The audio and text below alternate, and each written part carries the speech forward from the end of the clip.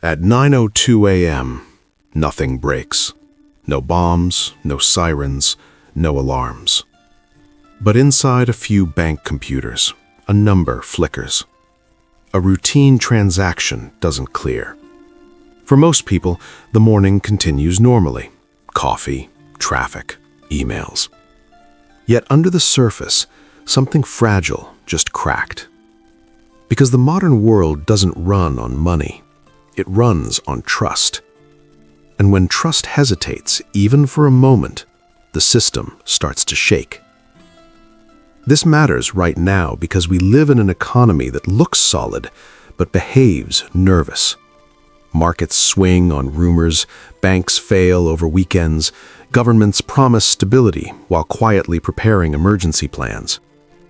The headlines talk about dollars, euros, crypto, gold, but those are props. The real engine is belief. Belief that numbers on a screen mean something. Belief that tomorrow will look enough like today. Belief that the person on the other side of the transaction will keep their word.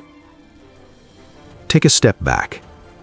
Imagine money as a physical thing. Coins, notes, gold bars. It feels safe because you can touch it. Now remove that comfort. Over 90% of the world's money doesn't physically exist. It's entries in databases, promises stacked on promises. Your salary isn't a pile of cash waiting somewhere. It's your employer promising the bank promising you, and everyone trusting that everyone else is solvent. That chain works only if nobody panics. Here's the strange part. Banks don't keep most of your money. They can't. They lend it out, multiply it, reuse it. If everyone asked for their money back at once, the math collapses instantly. Not because the bank is evil, because the system was never designed for universal doubt. That's why banks fear one thing more than bad loans or falling markets. They fear a loss of confidence. When trust disappears, speed takes over. In 2008, some of the largest financial institutions in the world didn't fail because they ran out of assets.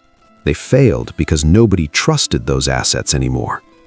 Mortgage bonds existed, the houses existed, but belief evaporated. And once belief goes, prices don't fall slowly. They fall violently. Central banks understand this better than anyone. Their real job isn't controlling inflation or employment. It's managing expectations. When a central banker speaks, markets listen not to the words, but to the tone. Confidence, hesitation, ambiguity. A single sentence can move trillions. That should feel absurd, and it is. We like to think the global economy is powered by equations and models. In reality, it's powered by psychology with spreadsheets attached. Consider government debt. On paper, many countries owe more than they could ever realistically repay. So why doesn't the system collapse? Because repayment isn't the point. Rolling the debt is. As long as investors believe a government will exist tomorrow and taxes will be collected next year, the game continues. The moment that belief cracks, interest rates explode. Not because of math, because of fear. This is where hype and reality part ways. We're told markets are rational, efficient, self-correcting. But rational systems don't panic. Humans do. Markets don't react to facts. They react to how people think other people will react to facts. It's a hall of mirrors, confidence watching confidence. That's why crises spread faster than causes, and why rumors can be more dangerous than numbers. Even cash isn't immune. A banknote has value because you trust someone else will accept it tomorrow, not because the paper is special. Take that trust away, and money becomes decoration. History shows this brutally.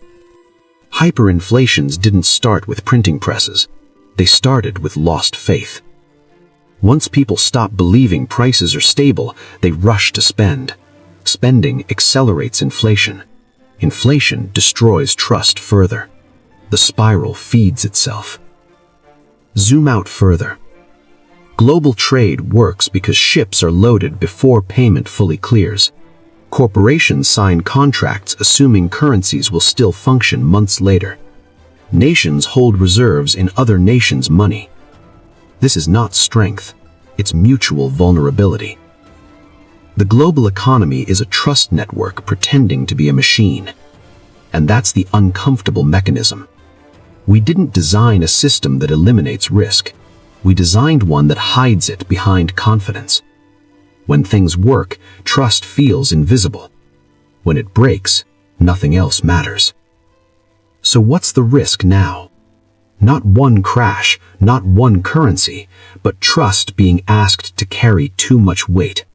More debt, more leverage, more promises layered on top of old promises. All while speed increases. Algorithms trade faster than humans can think. Money moves before explanations catch up. The system still works, but it works because everyone believes everyone else believes. That's a thin foundation for a world this complex. And here's the final unsettling thought. Every policy, every bailout, every emergency measure ultimately asks the same question. Do you still trust this system enough to keep playing? Because the moment the answer becomes, I'm not sure, money stops being money. And the world has to find out, very quickly, what actually holds it together.